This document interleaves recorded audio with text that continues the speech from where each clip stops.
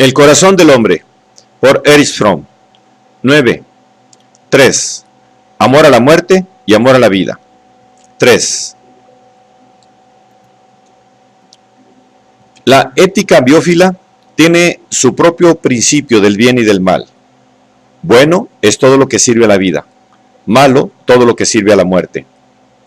Bueno es la referencia para la vida, todo lo que fortifica la vida, el crecimiento, el desarrollo. Malo es todo lo que ahoga la vida, lo que la angosta, lo que la parte en trozos. La alegría es virtuosa y la tristeza es pecaminosa. Es, desde el punto de vista de la ética biófila, como menciona la Biblia, el pecado fundamental de los hebreos.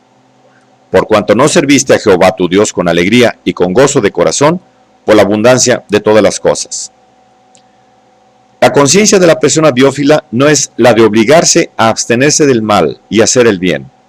No es el superego descrito por Freud, que es un capataz estricto que es sádico contra sí mismo en obsequio a la virtud. La conciencia biófila es movida por la atracción de la vida y de la alegría. El esfuerzo moral consiste en fortalecer la parte de uno mismo amante de la vida. Por esta razón, el biófilo no vive en el remordimiento y la culpa, que no son, después de todo, más que aspectos de la aversión a sí mismo y de la tristeza. Se orienta rápidamente hacia la vida y procura hacer el bien. La ética de Spinoza es un ejemplo notable de moral biófila. El placer, dice, no es en sí mismo malo, sino bueno. Por el contrario, el dolor es malo en sí mismo. Y con el mismo espíritu, un hombre libre piensa en la muerte menos que en cualquier otra cosa, y su sabiduría es una meditación no sobre la muerte, sino sobre la vida. El amor a la vida está en la base de las diferentes versiones de la filosofía humanista. En diferentes formas conceptuales, esas filosofías tienen el mismo espíritu que la de Spinoza. Expresan el principio de que el hombre cuerdo ama la vida, que la tristeza es pecado y la alegría virtud.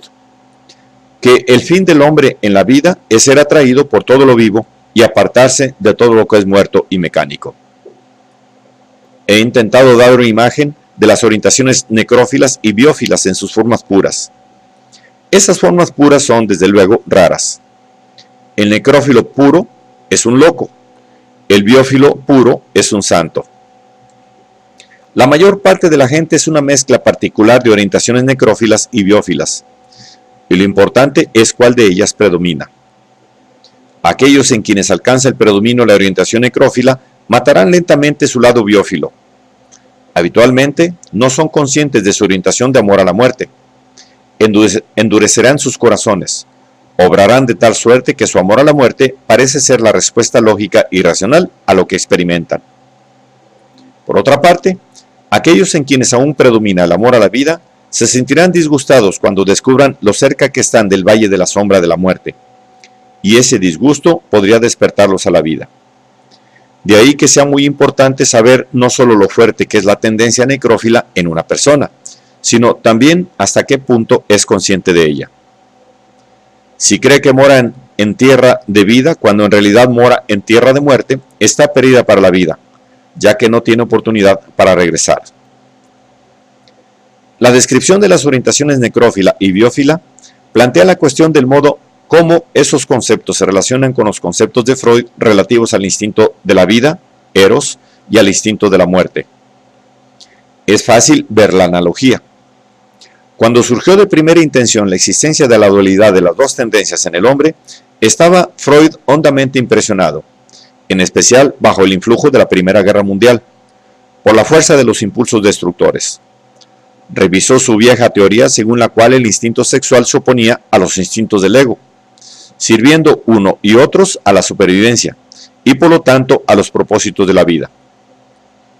A favor de la hipótesis de que tanto el impulso hacia la vida como el impulso hacia la muerte son inherentes a la esencia misma de la vida, en Más allá del principio del placer, de 1920, expuso la opinión de que había un principio más antiguo filogenéticamente, que llamó compulsión a la repetición, el cual funciona para restablecer una situación previa y, en definitiva, para volver la vida orgánica al estado originario de existencia inorgánica.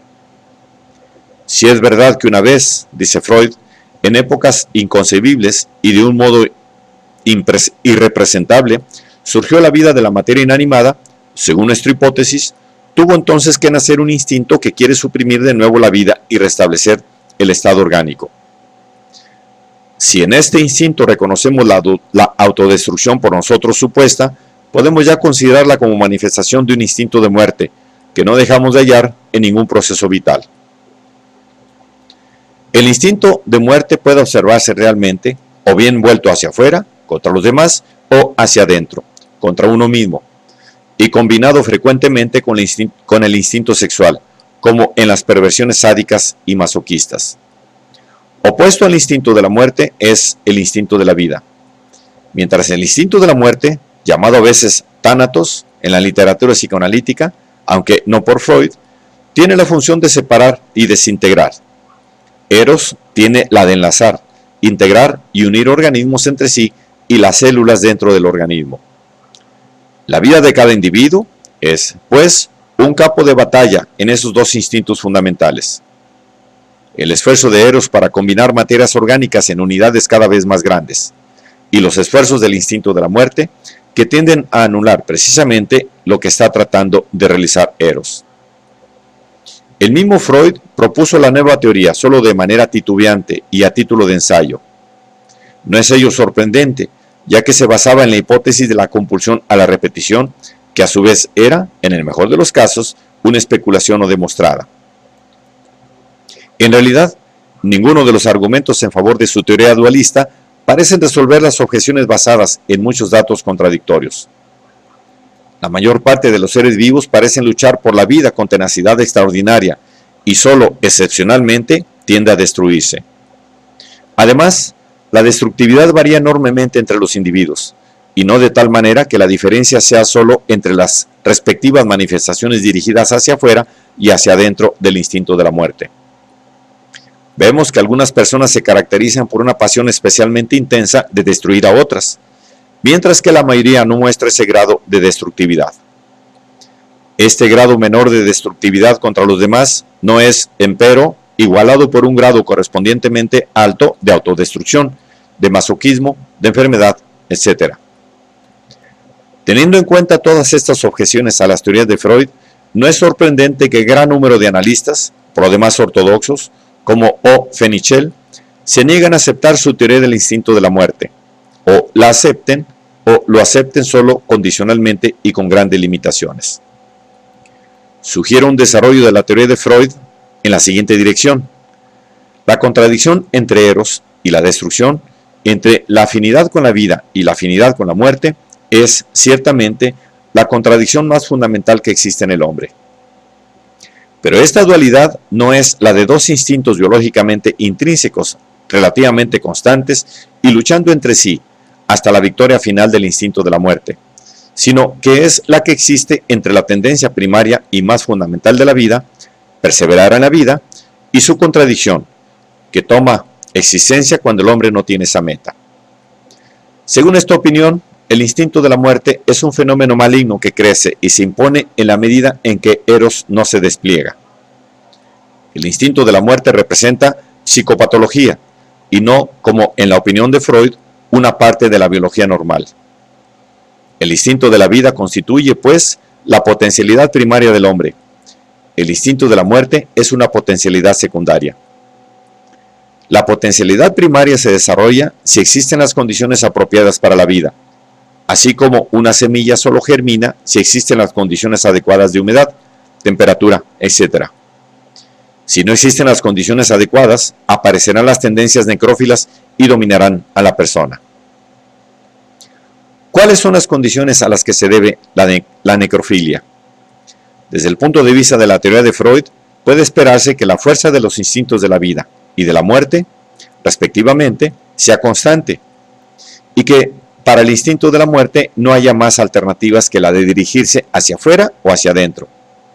En consecuencia, los factores ambientales solo pueden explicar la dirección que toma el instinto de la muerte, no su intensidad. Si, por otra parte, se sigue la hipótesis expuesta aquí, hay que formular esta pregunta. ¿Qué factores producen el desarrollo de las orientaciones necrófilas y biófilas en general? Y más específicamente, la mayor o menor intensidad de la orientación hacia el amor de la vida en un individuo o un grupo dados.